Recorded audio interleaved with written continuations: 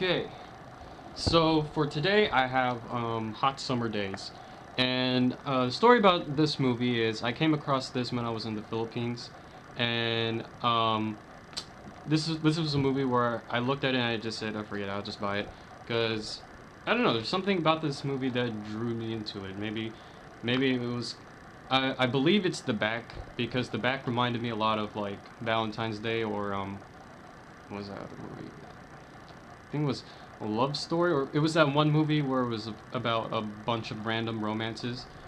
Um, so this movie is basically it's a mishmash of a bunch of romance stories. Well, the say for one story, this is about like a bunch of romance stories in here, and some of them have like some. Oops, I'm sorry. Some characters intertwine with other characters, but most of the time it's they're separate. So the stories here is actually let me try to do this by memory. There was a story about a masseuse who's trying to be a pianist, and she fails because in the beginning of the movie, they're like, "You're not sexy enough, so you can't be a pianist."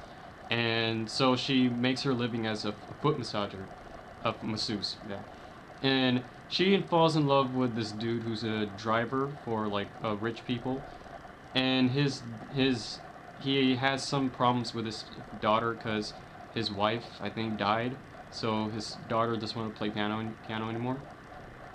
And these two fall in love because when they both end up sick and they don't meet each other, like they end up in different hospitals, and they accidentally text each other. I think it was the guy because he had her number by accident, and they ended up just like texting each other, and they got to learn each other through the text, so they fell in love through text.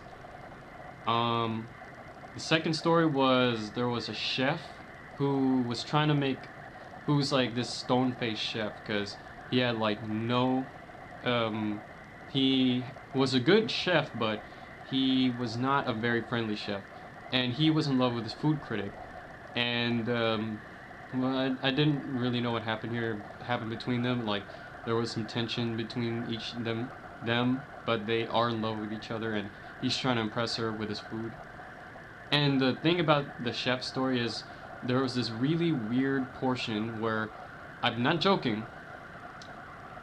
It cuts to the fish, and the fish start talking, like animated fish, and it has like nothing to do with the actual story. But it's just like the fish commenting on the scene that they're watching. Like they're commenting like, "Oh, is he about to kiss the girl?" It's like it's it blew my mind because this could have been done by just like some random couple in the back watching this, but it had to be fish in an aquarium. I'm not joking. Fish. Okay. Another story was there was there was this the only non-love story was about a dude who is like this ace photographer, and he's actually very mean, and after insulting this one girl, he loses his eyesight as like a curse because it's China, so they believe in karma. And he's trying. This is his story is not about love, but it's about redemption. Another story is these two stories are intertwined. There was one about an air conditioning man, because since it's called Hot Summer Days, I forgot to mention this in the beginning. Um, it's the hottest summer, and the air conditioning man is like he's getting rich off of like selling air conditioners. So he he falls in love with this random like biker chick who's like who's all tough and stuff, and there's like a here's a twist. The twist is she's actually like terminally ill. Yeah, I mean that was kind of obvious. And the story that's intertwined with this is, well, the air conditioning man's intertwined with like almost everyone because he's selling air conditioners to the people. But the other character he's intertwined with most is the dad. Is the dad character? There's like this old man who tells jokes, and his story is this is not really a love story, but it has to do with love because he his wife is dead, and he has an altar for his wife, and the light bulb breaks, and he's on the hunt for like a certain light bulb, like this certain light bulb that's important to him. and it's like a rare light bulb. And I think the last story on there is there's this one guy who's been asked by this his crush, like he has a crush on her, and she wants to get rid of him, so she dares him to stand in the sun for 100 days straight. Um, and you know where that's going. He obviously wins. So let me check the back if I got every story. Let's see. Sushi chef, photographer, man. Yeah, that's all the stories. And so in my actual review now, each story, some stories were good, some stories were okay. I mean, like the story about the chef and the food critic.